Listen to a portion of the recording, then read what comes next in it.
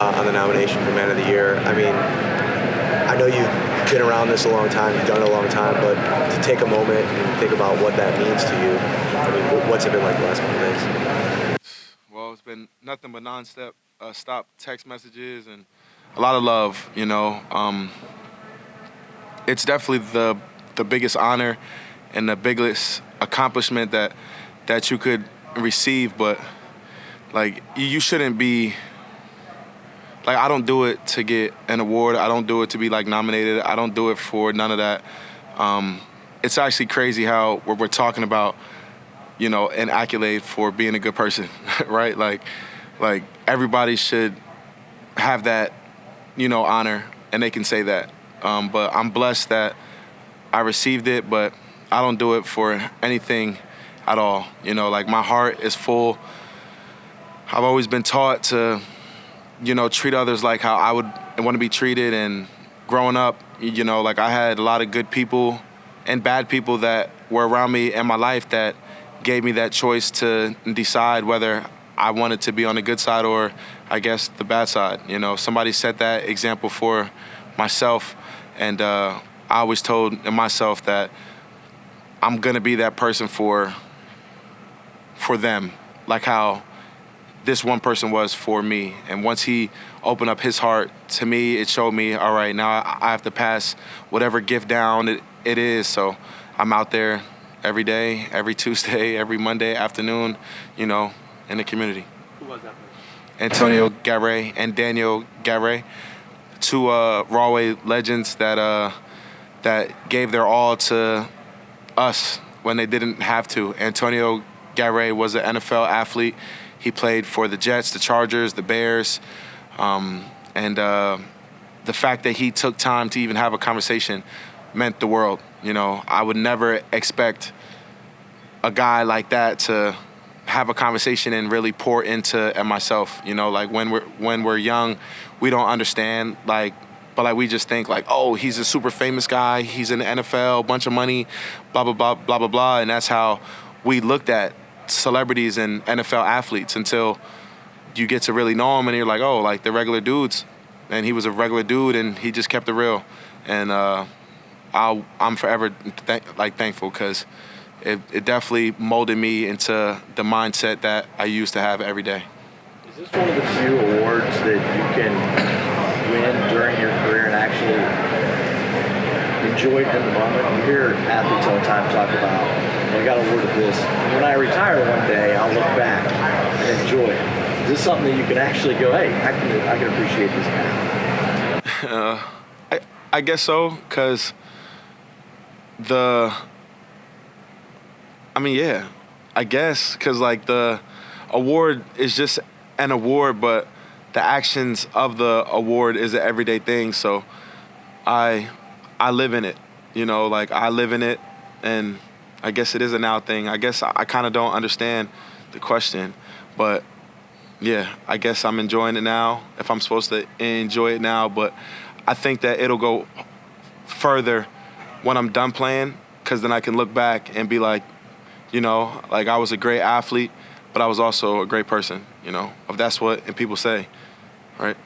Dion, I know you say the accolade itself doesn't mean as much to you as you said, the actions, but, you know, to see the video of your daughter giving you the football and kind of her growing up with you winning this award now 2 years in a row, I mean, how special is that, and what does that mean to you that she's able to see you do that? Well, it's a full thing. So the fact that my kids, my oldest, she gets to be a part of it and hopefully understand what she was doing in a couple years, like when she sees this video again, and she understands that she was the one to really break that news, then it would just hopefully plant another seed. But it means everything to me, like to come from where I came from and to do and what I'm doing, and for everybody that has been a part of my life that has a piece of this, you know, like every last person in this community, in my family, not in my family, and my friends, the people that I deal with on the side, like everything, all those people have a piece of this, because they are the ones that pour into me and which make me pour out to whoever I come in front of. We come at a perfect time. I think so. I was never really one to, like, this is the first time like that we had a bye week like this late, and when we heard in the beginning of the season like, oh, our bye week is late, I was like, dang, like, but it came at the perfect time. Like, I enjoyed it. I actually enjoy it more for the mini buys that come in the season than the actual buy itself. You know, like it seems like we had a couple of buys, and then this is like our third buy, so it's a good feeling. But I enjoyed it. You know, McDermott and the crew, like, they do a great job of taking care of us, and you know, I'm thankful for it. Back to Kansas City. Does it feel like a home away from home at this point? You guys have been there so many times for the last couple of years. Kansas City is always a nice rough stop. You know, a lot of history, I guess. A lot of battles, man. A lot of emotions there. So, home away from home, no, there is no home away from home, but, you know, Buffalo, which is a full home. So, but to get there and to play and to be in that environment as an athlete, it's dope. You know, like, as a competitor, it's super cool. Like, I'm thankful to even be able to play in that stadium. Like, it's one of a kind. But, you know, enemy territory.